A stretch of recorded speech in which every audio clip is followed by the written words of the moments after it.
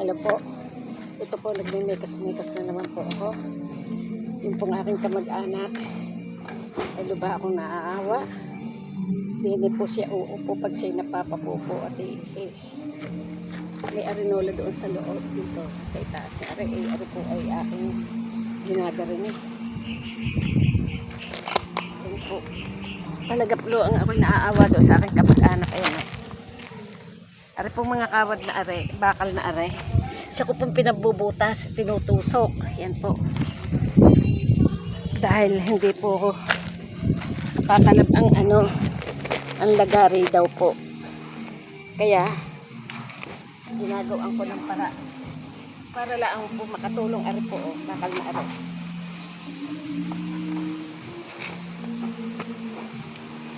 Nakakaawa po siya. Siya po yung dinalhan ko ng pare nung isang araw. Pag ari po yung naputasan,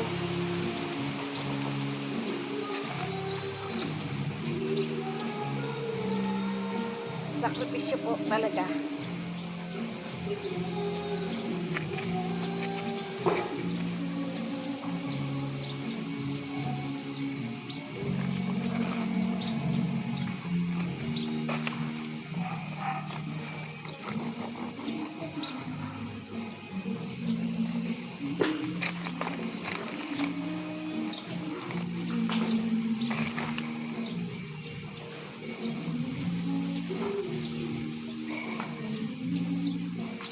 Kanina ko po rin ginagawa, mga idol.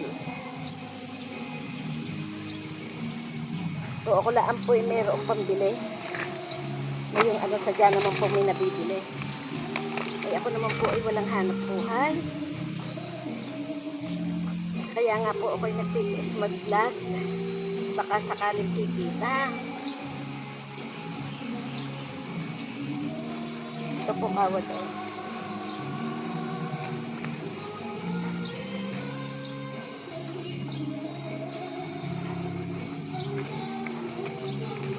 Kakunti na po. Ari na lang po. Matatapos nito.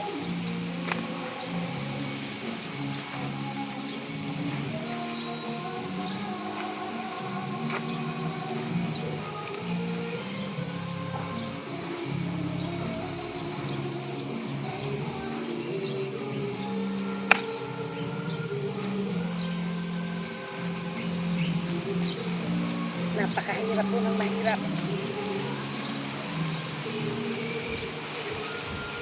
Eh kung matutumba pa po ang tao sa pag-ihi niya at sa pagpupo, itigahikawa-awa lalo.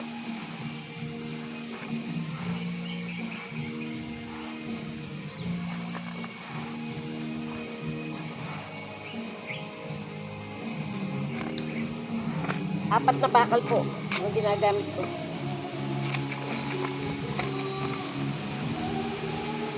Palima na pong garne ang nagawa ko.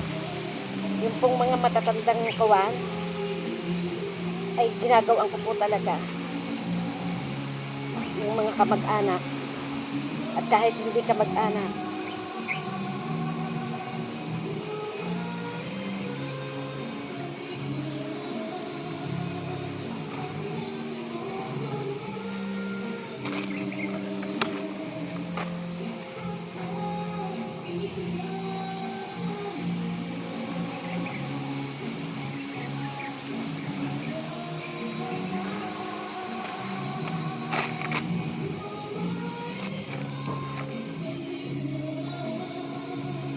Sobra po akong awang-awa doon sa aking kamag-anak. Si 64 pa po siya, 65.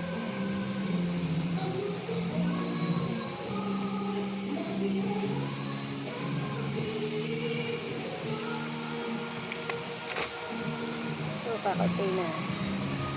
Ay, salamat po.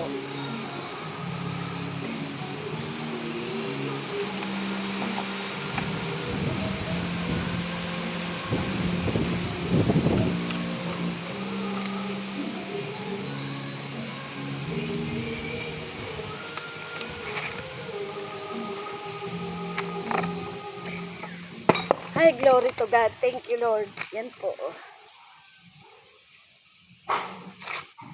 Dinin niyo po ilalagay ang kanyang arenola sa ilalim.